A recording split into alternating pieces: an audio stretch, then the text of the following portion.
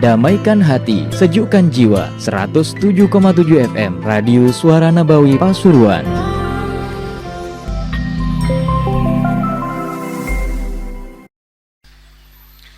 Al-Fatihah binniyah. Al-Futuh wal-Munuh wa-Rusuh wa Salah al-Jasad wal-Ruh wa Tubat al-Nasuh ila arwah walidina walikum wa atina wa wadikum wa amwatil muslimin ajma'in. Tudma ila ruh Habib Muhammad bin Abdullah Ad-Dar Syekh Abu Bakar bin Salim wa man hadar fi majlis sabiqan wahigan wa anna Allah taghashshar mafhum barakatih wa assalamu alaikum wa ila hadratin Nabi Muhammad sallallahu alaihi wasallam. Al-Fatihah. Bismillahirrahmanirrahim. Alhamdulillahi rabbil alamin. Iyyaka na'budu wa iyyaka nasta'in. Shiratal ladzina an'amta 'alaihim ghairil maghdubi 'alaihim waladdallin. Bismillah walhamdulillah wassalatu wassalamu ala rasulillah Sayyidina Maulana Muhammad bin Abdullah wa ala alihi wa sahbihi wa man wala wa la hawla wa la quwwata illa billah. Qala Rasulullah sallallahu alaihi wasallam, Zamzam ta'amu tu'min wa shifa'u sugmin.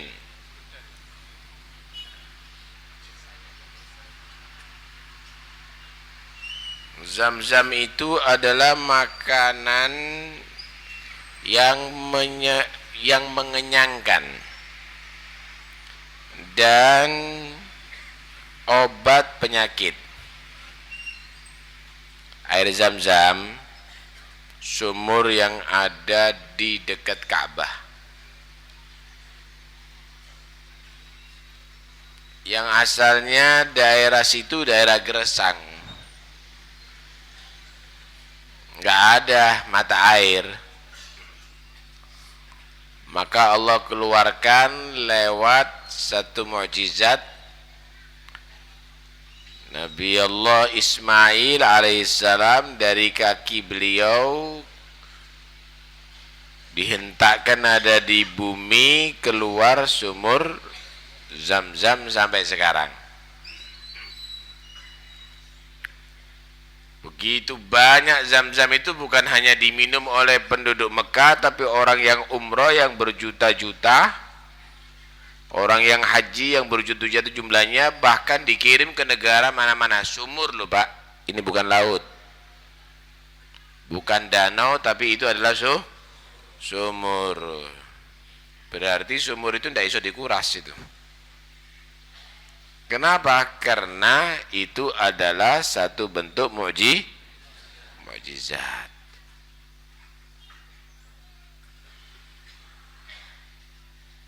Nabi Ibrahim itu lama nggak punya anak.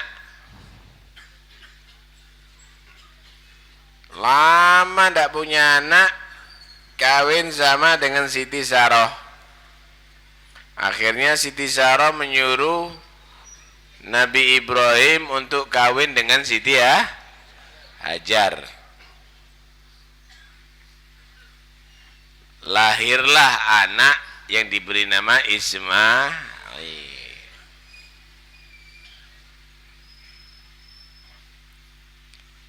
Setelah lahir nama anaknya Ismail, Siti Saroh mulai cemburu. Asalnya nggak cemburu, disuruh kawin, suruh punya anak. Inti Nabi harus punya anak begitu.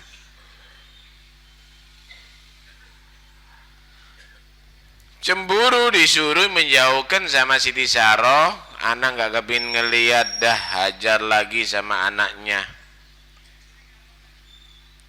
Allah subhanahu wa ta'ala memerintahkan Nabi Ibrahim untuk nuruti kehendak daripada Siti Hajar. Siti Saroh.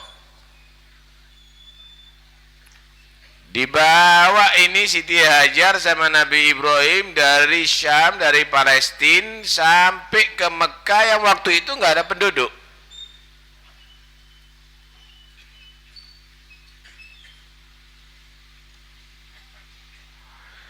Tidak ada penduduk sama sekali.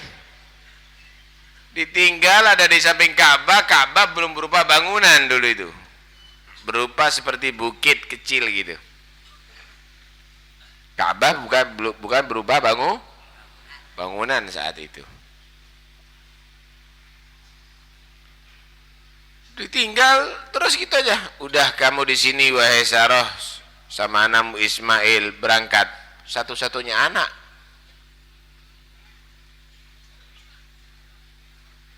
Bingung Siti Sarah, loh Ibrahim, sama siapa aku di sini?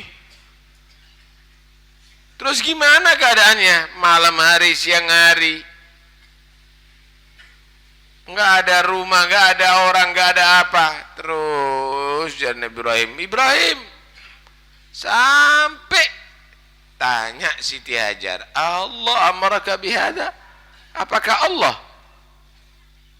yang memerintahkan kamu untuk menempatkan kami, saya dan anak saya ada di tempat ini? Baru Nabi Ibrahim menyatakan, "Na'am, iya. Allah yang memerintahkan aku."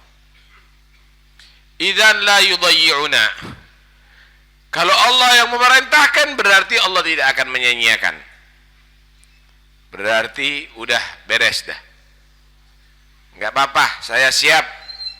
Tuh lihat, ada istri seperti gitu. Hah? Mana rumahnya? Mana makanannya? Mana. Karena itu nggak gampang jadi istri orang gede, nggak gampang jadi istri Nabi, nggak gampang. Karena itu Nabi Muhammad SAW ketika istrinya nuntut macam-macam, dikasih tawaran. In kuntunna turidna dunya wa zinataha fata'alaina ummatikunna wa usarrihkunna sarahan jamila. Kalau kamu tadi itu kepingin dunia, perhiasan dunia, sini. Kamu tak talak. Wa in kunta turidnallaha wa in kuntunna turidnallaha wa rasulah wad daral akhirah, lain lagi. Kalau kamu itu siap menjadi istrinya Nabi, menghendaki Allah dan Rasulnya dan kebahagiaan akhirat, lain lagi. Harus siap. Harus siap. Lah ini Siti Hajar ditinggal.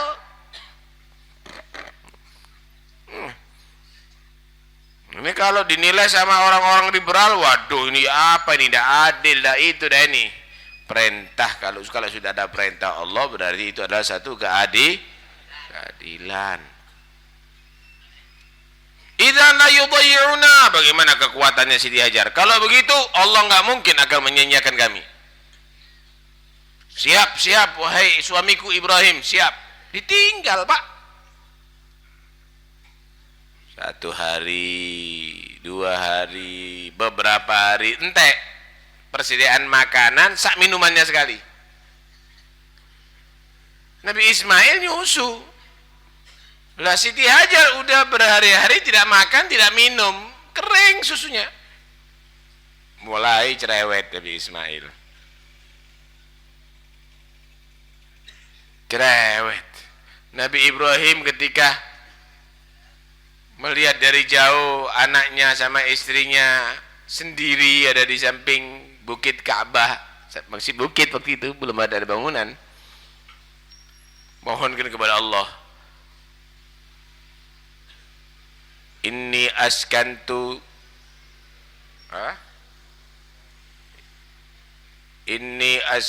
min durriyati biwadin ghaira dhi zar'in inda baitikal muharram rabbana fataqabbal du'a waj'al afidatan nas tahwi ilaihim. Ya Allah, aku tempatkan turunanku biwadin ghairi di zar'in, ada di satu lembah yang tidak ada tanamannya sama sekali, kering. inda baitikal muharram, tapi ada di samping Baitullahil Muharram, Ka'bah. Ya Allah, terimalah doa ini dan jadikan hatinya manusia condong seneng kepada mereka. Masya Allah, sampai sekarang jutaan orang berangkat ke sana. Sekarang bagus-bagus bangunannya, dulu nggak ada, kering, pohon aja nggak ada.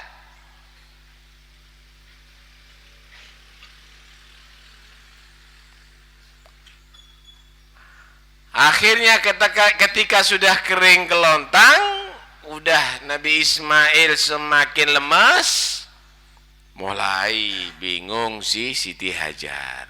Duh, harus cari air ini, tidak boleh duduk di sini aja.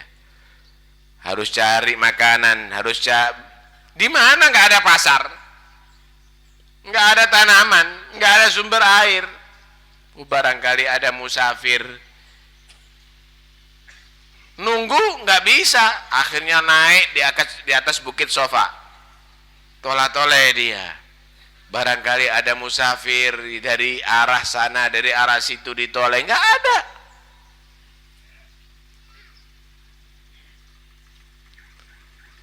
Bingung, nggak ada situ. Oh, bukit yang ada di sebelah situ, Bukit Marwah. Lari turun ke bawah, bukit batu-batuan, Pak. Tuh, lihat bagaimana perjuangan seorang ibu untuk anak, seorang istri daripada Nabi Ibrahim, turun ke bawah sampai naik lagi ke atas ke bukit, tola-tole lagi, nggak ada lagi. Capek si Siti Hajar ini, tapi tidak putus asa. Barangkali ada lagi, ada di bukit Sofa. Barangkali sekarang datang, berharap kalau ada bantuan turun lagi dari Bukit Marwah ke Bukit Sofa, terus bolak-balik sampai 7 kali. Udah lemes,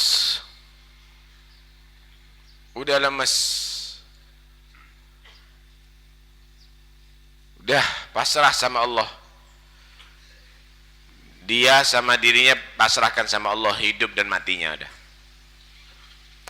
Maka disitulah Allah mengutus malaikat Jibril menghampiri Nabi Ismail, dan kakinya Nabi Ismail digerakkan dengan izin Allah, nggak pakai bor ini, nggak pakai alat.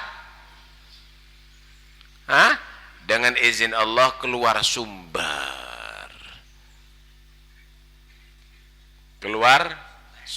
air. Kelihatan sumber air, kaget sih Siti Hajar. Takut airnya kemana-mana, dikumpulkan Zam-Zam. Zam-Zam itu kumpul.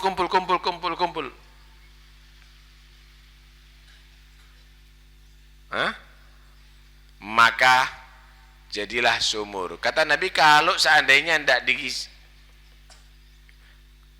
omongkan kumpul-kumpul, maka jadi danau itu ada di sana. Memang benar, luar biasa. Jadilah sumur Zam-Zam yang ada ini. Setelah ada sumur, lah di situ ada musafir daripada Arab Jurhum. Dia kehabisan air, persediaan air, si musafir ini, orang-orang musafir kabilah.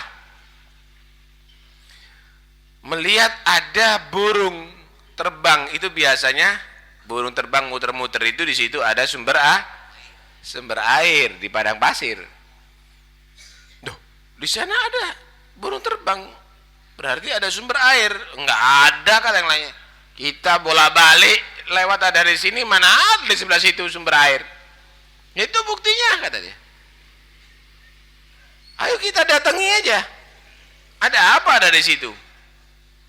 Sepakat datangi. Beneran di situ mendapatkan Siti Hajar dengan Nabi Ismail yang masih kecil, masih bayi saat itu. Akhirnya suku Jurhum menyatakan, waduh airnya bagus nih. Di Arab, padang pasir itu berharga air. Saat itu belum ada itu pengiriman air, kemudian air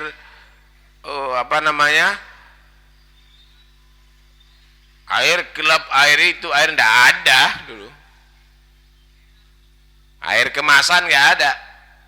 Akhirnya menyatakan, udah kita gimana kalau tinggal ada di sini, daripada kita jauh-jauh, lebih baik ada di sini. Kalau pergi ke Syam lebih dekat misalnya, kalau ada urusan lebih dekat, ada apa kita jauh-jauh pergi ke tempat daerah kita yang gersang sana? Di sini dekat ada air, enak lagi airnya. Sepakat akhirnya minta izin sama Siti Hajar. Kami tinggal di sini boleh? Boleh, bagus. Kan dapat teman dia. Ada lingkungan, ada masyarakat. Tapi syarat, tidak ada boleh menguasai sumur ini kecuali kami. Silahkan Anda mengambil. Tapi ini adalah kekuasaan kami. Oh iya. Yang penting kami kan diizinkan ya bisa ngambil. Boleh, kata dia. Tinggal di situ. Tambah rame sampai jadi kota Mekah. Sumurnya sampai sekarang, lawang pipanya itu bukan pipa 10 dim, Mbak, pipa gede itu untuk mengeluarkan air Zam-Zam itu. Luar biasa, nggak tahu itu sumur model apa itu. Airnya air terbaik di dunia. Air terbaik di dunia. Dan air Zam-Zam itu air yang paling afdol setelah air yang keluar dari jari jemari Rasulullah. Jadi ada urutan air yang paling utama. Air yang paling utama, air yang keluar dari jari jemari Rasulullah. Jadi ada mukjizatnya Nabi itu ketika kekurangan air, jumlah waktu itu sangat banyak dan dikhawatirkan mati kehausan. Binatang-binatang pun dikhawatirkan juga mati kehausan. Nggak ada lagi air untuk wudhu, untuk minum, untuk mandi, apalagi. Sama Nabi suruh ngumpulkan di satu tempat. Ya, seperti bak begitu atau seperti drum begitu ya. Dikumpulkan dia seadanya, yang ada sisanya kumpulkan. Kemudian Nabi menyatakan, siapkan wadah-wadah semuanya. Ada yang bawa sekian curigan itu dan ini misalnya. Kemudian Nabi masukkan tangannya. Itu air tidak sat-sat. Untuk ngisi wadah-wadah air orang sekian banyak, nggak sat-sat. Nggak habis-habis, nggak surut-surut. Sampai untuk minuman binatang-binatang itu semuanya ada, enggak surut-surut. Ternyata diperhatikan keluar daripada jari-jari Rasulullah. Ada menyatakan dari sela-sela jarinya Rasulullah. Dikatakan oleh ulama, ini air yang paling afdol, air yang paling utama. Setelah itu air Zam-Zam, setelah itu Ma'ul Kautsar. Karena itu kalau sampai minum air Zam-Zam, ojo dipadakno, ambil minum air kemasan apa maneng banyu sumur sampean. Itu air paling afdol itu. Setelah air yang keluar daripada jari jemari Rasulullah sallallahu alaihi wasallam. Dan itu air itu mengenyangkan. Air itu mengenyangkan. Jadi seumpamanya sampeyan itu tidak makan nasi, minum air Zam-Zam terus tetap sehat, seger. Cukup untuk energi badan Anda. Tapi ojo sak cingkir. Ya yang sesuai dengan ukuran yang banyak, to'amu tu'min. Dan wasyifa usukmin, untuk obat. Sampean kalau minum air Zam-Zam niatono untuk ngobati semua penyakit di tubuhnya sampean. Insya Allah dengan izin Allah sembuh. Insya Allah dengan izin Allah sembuh. ta'amu syifa'u sukmin. Dalam hadis lain Nabi SAW bersabda, Zam-zam lima syuribalah. Zam-zam itu adalah untuk yang diniati minum untuk apa? Sampean misalnya punya anak sekolah supaya cerdas, supaya hafalannya cepat, kasih zam-zam. Diniati untuk itu. Insya Allah anaknya cerdas. Sampean punya anak, kok dia tadi itu mokong setengah mati, kepingin dapat hidayat, jadi anak yang soleh. Mudah-mudahan anaknya tadi itu terbuka hatinya. Niat ono kasih ono zam-zam. Sampean yang lemes supaya sehat, supaya kuat. Niat ono pakai zam-zam. 5 syuribalah. Zam-zam itu tergantung untuk apa diminumnya. Kalau diniati apa aja, insya Allah Allah kabulkan sesuai dengan niatnya. Karena itu, lek anak untuk ke umroh haji, ojo bingung tasbih. Jauh zam-zam kalau boleh. Cuma dek ini zam-zamnya sak tetes dicampur sak gentong. Zam-zam asli, zam-zam asli. Nah, karena itu, ya, zam-zam ini luar biasa, ya, dan kandungan airnya luar biasa, ya. Jadi memang ditemukan disepakati bahwa itu adalah air paling bagus. Secara medis maupun secara syar'i, nah, air yang paling bagus. Dan itu ada di kota Mekah, nah, ada di kota Mekah. Lah ya ngebor lagi di kota Mekah keluar, ya bukan zam-zam namanya.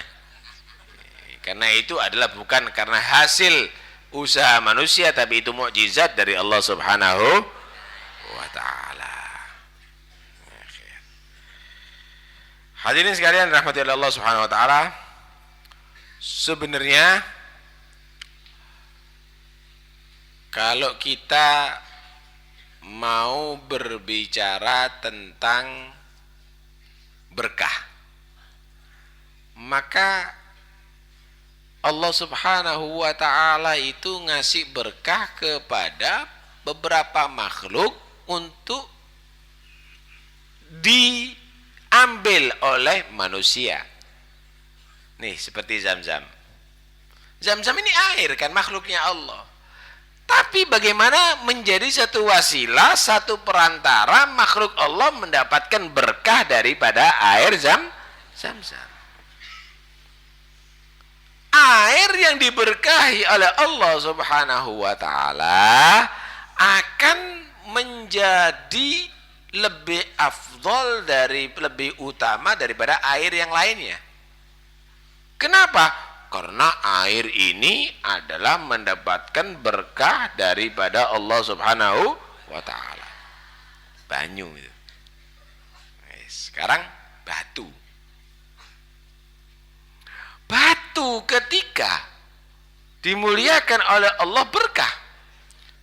Lihat Hajar Aswad dicium sama orang. Hajar Aswad. Kalau sampean punya berlian sampean cium, nggak dapat pahala sampean.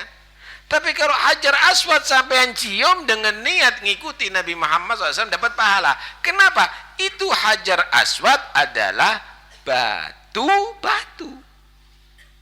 Batu Pak, bukan berlian, batu. Batu, tapi karena berkah. Allah menurunkan keberkahan pada batu tadi itu sehingga manusia mengambil berkah ada di situ. Ini namanya tabarruk, mengambil berkah. Paham nih ya?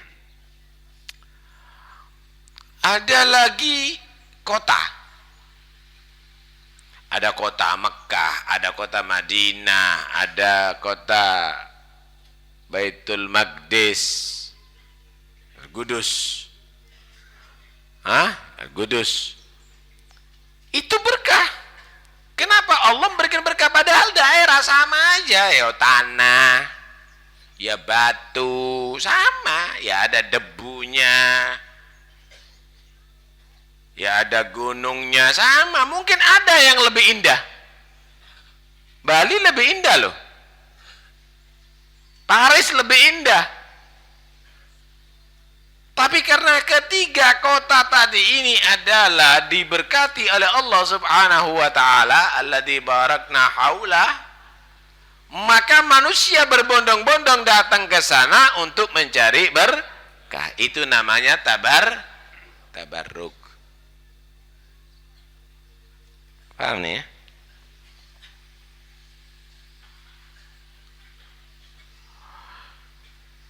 Nabi Muhammad itu manusia, para nabi yang lainnya juga manusia, tapi manusia yang diberkahi oleh Allah Subhanahu wa taala sehingga orang-orang mengambil berkahnya dia. Itu boleh. Air aja boleh mengambil sumur itu loh.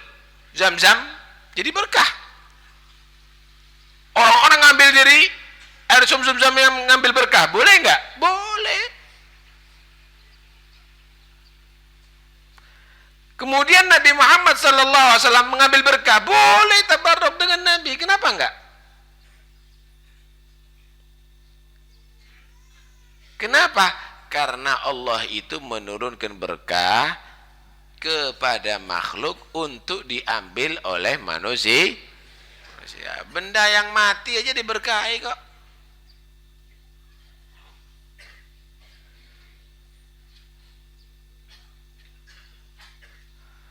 Ka'bah bangunan. Inna awwala baitin wudi'a lin-nas lalladzi Bakkah mubarakan. Bangunan. Insya Allah ada bangunan yang lebih indah daripada Ka'bah, ya enggak? Apalagi sekarang di sebelahnya Masjidil Haram bangun tower, ono jami. Bangunannya mungkin lebih megah daripada Ka'bah itu. Tapi yang diberkati oleh Allah yang mana? Ka'bah dikelilingi sama orang, ditawafi sama orang, diciumi sama orang. Kenapa? Karena berkah. Diberkahi oleh Allah, kita yang mencium mengambil berkah, namanya tabarruk. Lah kalau itu bangunan benda mati, kalau itu air benda mati, apalagi Nabi Muhammad yang diangkat sebagai Habibullah, kekasih Allah, nggak punya berkah katanya. Ngawur itu orang. Kita ngambil berkah dari Nabi, boleh. Semuanya. Pakaiannya Nabi, berkah. Bekas minumnya Nabi, berkah. Banyak para sahabat itu, hadisnya sahih Bukhari. Nabi kalau sudah wudhu itu rebutan, Pak, para sahabat itu. Mengharapkan bekas wudhunya Nabi. Kenapa? Karena air itu sudah pernah disentuh oleh Nabi. Berkah. Hadis sahih Bukhari. Jangan air yang disentuh, nyebut namanya Nabi berkah sampean. Nyebut namanya Rasulullah berkah sudah. Kalau sudah inda dzikri shalihin tanzilur rahmah, kalau diceritakan orang soleh itu turun rahmat Allah, turun berkah daripada Allah, apalagi kalau nyebut Nabi Sayyidus Shalihin, pemimpinnya orang yang soleh. Karena itu keliru kalau orang dikatakan ngambil berkah itu salah. Berarti yang minum zam-zam niatnya apa kak ngambil berkah? Yang mencium Ka'bah niatnya apa? Yang pergi ke Mekah niatnya apa? Boleh ngambil berkah, boleh ngambil berkah. Kenapa? Karena makhluk pilihan Allah tadi itu, baik itu berupa benda atau berupa manusia pilihan para nabi, para rasul, orang-orang yang soleh, maka mereka menjadi wasilah, satu perantara sampainya berkah yang diberikan kepada manusia sekitarnya. Namanya tabarruk. Karena itu sing ndak ngerti tabarruk takon dimi. Kalau kamu mengharamkan tabarruk, berarti kamu meniadakan ada berkah dari Allah. Kalau memang meniadakan adanya berkah dari Allah, kafir hukumnya. Karena banyak ayat-ayat Al-Quran yang menerangkan Allah itu memberikan berkah kepada sebagian makhluknya. Faham nih? Karena itu penting sekali untuk tabarruk, ambil berkah. Apa sih berkah itu? Berkah itu apa? Kok ada orang soleh, kita ini minta doa. Ada yang soleh, kita cium tangannya, ambil berkah. Ada majelis, kita hadiri situ, ambil berkah. Apa sih berkah itu? Berkah itu apakah kembang? Berkah itu apakah sego nondoke, ono mihune, ono mine begedel? Berkah itu Pak, ziyadatu khairin, tambah baik. Sampean berharap tambah baik, itu namanya berkah. Tabarruk mencari berkah, mencari supaya jadi lebih baik. Sampean datang ke sini, menghadiri majelis, ingin berkah daripada majelis, supaya dapat ilmu, nanti ada tambahan manfaat, nanti ada tambahan ibadah, nanti akan menjadi semakin jauh daripada maksiat, berarti berkah. Grutuk teko. Grutuk mulai pancet. Yang pacaran tetap pacaran. Malah kadang-kadang janji dipacarai. Kok mulai ini bareng ya? Maka itu bukan dapat berkah, kamu berarti salah kaprah. Karena itu kalau sampean kepingin berkah, sampean harus tahu maknanya berkah, yaitu ziyadatu khairin, tambah baik, tambah bagus. Sampean baca maulid, Masya Allah, setelah maulutan dia itu ngerjakan sunnah-sunnahnya Nabi, untuk berkah maulid. Sampean baca Quran, Masya Allah, setelah baca Quran tambah mantep imannya kepada Allah, untuk berkah baca Quran. Sampean berzikir kepada Allah, baca manakib, Masya Allah, tambah cinta kepada orang-orang yang soleh, anak-anaknya dididik dengan pendidikan yang baik, sampean dapat berkahnya manakib. Berkah. Lah tapi enggak, kalau perubahan diberkati Pak. Masya Allah, ndoki antuk telu. Berkati antuk nasinya dapat 4. Itu jurusannya bukan berkah, tapi jurusannya yang WC. Mari ngono wareg mencret sampean. Karena itu sampean harus paham artinya berkah. Kita boleh ngambil berkah. Ayo. Ada orang soleh, al barakatu ma'a akabirikum, kata Nabi. Berkah itu bersama orang-orang yang besar di antara kamu, bukan besar gede badannya, bukan. Tapi besar di sini adalah orang-orang yang soleh, yang dekat kepada Allah Subhanahu wa Ta'ala. Kita cari berkah kepada mereka, kita minta doa kepada mereka, kita pandang mereka, kita cintai mereka, kita hadiri majelisnya mereka, kita sebut-sebut nama mereka, kita sholawat kepada Nabi, kita salam kepada Nabi, berkah. Kita berzikir kepada Allah, kita baca Al-Quran, berkah. Kita pergi umroh, kita pergi haji, berkah. Kita minum zam-zam, berkah. Sehingga setiap saatnya dapat berkah. Mandang dapat berkah, mendengar dapat berkah, mengucap dapat berkah, melangkah dapat berkah, bergerak dapat berkah. Akhirnya Masya Allah, menjadi orang yang bukan saja mengambil berkah, insya Allah dia juga diambil berkahnya oleh orang lain. Nah, ini namanya rajulun mubarak, orang yang diberkati oleh Allah Subhanahu wa Ta'ala. Semoga Allah Subhanahu wa Ta'ala berikan berkah kepada kita. pembimbing kita ke jalan yang Allah ridhai, amin ya rabbal alamin.